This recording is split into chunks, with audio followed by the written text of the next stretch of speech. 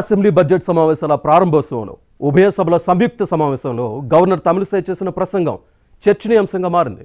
గత బీఆర్ఎస్ ప్రభుత్వాన్ని టార్గెట్ చేసేలా ఉందనే టాక్ నడుస్తోంది.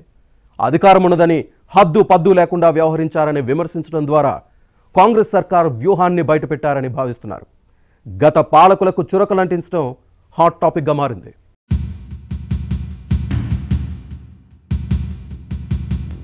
తెలంగాణ శాసనసభ బడ్జెట్ సమావేశాల ప్రారంభంలో ఉభయ సభలను ఉద్దేశించి గవర్నర్ తమిళిసై సౌందరరాజన్ చేసిన ప్రసంగం ఇప్పుడు రాజకీయాల్లో హాట్ టాపిక్ గా మారింది.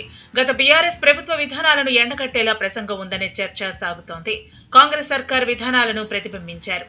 హస్తం పార్టీ ప్రభుత్వం వచ్చిన తర్వాత పరిపాలనలో చోటు చేసుకుంటున్న మార్పులను ప్రస్తావించారు. ప్రజల ధర్మబద్ధమైన పాలనను కోరుకున్నారని చెప్పడం ద్వారా గత ప్రభుత్వంలోని లోపాలను వేలెత్తి చూపారనే చర్చ సాగుతోంది. కేసీఆర్ పాలనలో ప్రగతి భవన్ దరిదాపులకు కూడా ప్రజలకు అనుమతి ఉండేది కాదు. కానీ కాంగ్రెస్ అధికారంలోకి వచ్చిన తర్వాత ప్రగతి భవన్ ను ప్రజాభవన్ గా మార్చిన విషయాన్ని ప్రస్తావించారు. ప్రజల నుంచి ఫిర్యాదులు స్వీకరించి సమస్యల పరిష్కారానికి ప్రాధాన్యత ఇవ్వనున్న అంశాన్ని గుర్తు చేశారు. తెలంగాణలో ఇప్పుడు ప్రజల కోసం, ప్రజల ద్వారా ప్రజల పాలన సాగుతోందని చెప్పడం ద్వారా పరోక్షంగా బీఆర్ఎస్ పాలన నిరంకుశంగా సాగిందని విమర్శించారనే వాదనలు ఉన్నాయి.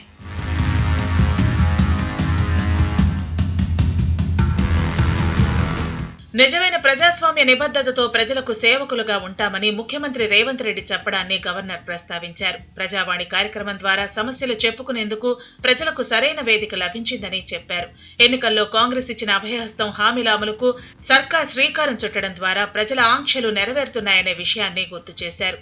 మహాలక్ష్మి పథకం ద్వారా ఆర్టీసీ బస్సుల్లో మహిళలకు ఉచిత బస్సు సౌకర్యాన్ని కల్పించిన విషయాన్ని గుర్తు చేశారు.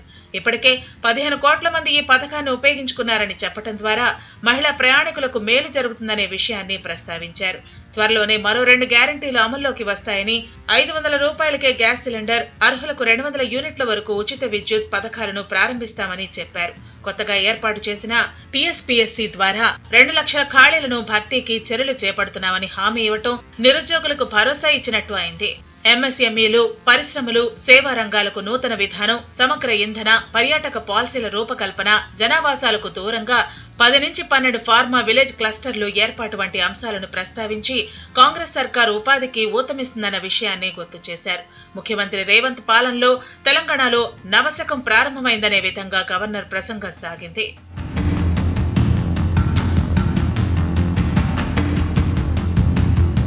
మరోవైపు ముఖ్యమంత్రి రేవంత్ రెడ్డి కూడా గత బీఆర్ఎస్ పాలకుల విధానాలను ఎండగట్టారు. కేసీఆర్ ఎక్స్పైర్డ్ మెడిసిన్ లాంటి వారని, అధికారం పోవడాన్ని ఇంకా జీర్ణించుకోలేకపోతున్నారని ప్రజలను ఆకర్షించే ప్రయత్నం చేశారు.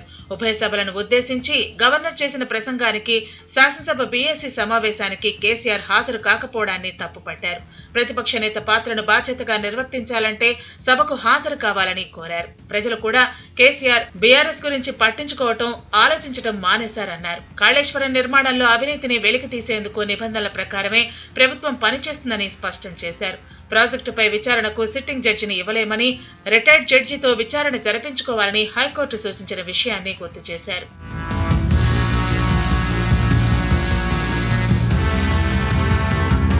మిషన్ భగీరథ పైన విచారణకు ఆదేశించిన విషయాన్ని గుర్తు చేశారు సీఎం రేవంత్ రెడ్డి. కాళేశ్వరం అవినీతిని పక్కదారి పట్టించేందుకు కేఆర్ఎంబీ అంశాన్ని కేసీఆర్ తెరపైకి తెచ్చిన అంశాన్ని ప్రస్తావించారు. కృష్ణా ప్రాజెక్టులను కేఆర్ఎంబీకి అప్పగించిందే బీఆర్ఎస్ ప్రభుత్వం అని విమర్శించడం ద్వారా కేసీఆర్ సర్కార్ విధానాలను ఎండగట్టారు. బేసిన్లు లేవు, బేజషాలు లేవు అంటూ కేసీఆర్ చేసిన వ్యాఖ్యలే తెలంగాణ పట్ల ఆయనకున్న చిత్తశుద్ధి ఏంటో తెలియజేస్తోందన్నారు. తద్వారా కృష్ణానది ప్రాజెక్టులపై విమర్శలు చేస్తున్న బీఆర్ఎస్ నేతలను ఆత్మరక్షణలోకి నెట్టారు. కృష్ణా జలాల విషయంలో ఆయన చిత్తశుద్ధిని చూసే ఆయకట్టు ప్రజలు అసెంబ్లీ ఎన్నికల్లో బీఆర్ఎస్ ను తిరస్కరించారని చెప్పారు. AP CM YS Jagan Nagarjuna Sagar కు పోలీసులను పంపి ఆక్రమించినప్పుడు కేసీఆర్ ఎక్కడున్నారని రేవంత్ ప్రశ్నించడం చర్చనీయాంశమైంది. రాష్ట్ర అభివృద్ధి, ప్రజా సంక్షేమం కోసం తమ ప్రభుత్వం పనిచేస్తుందని చెప్పారు. మొత్తం మీద అటు గవర్నర్ తమిళిసై, ఇటు సీఎం రేవంత్ బీఆర్ఎస్ ను టార్గెట్ చేయడం హాట్ టాపిక్ గా మారింది.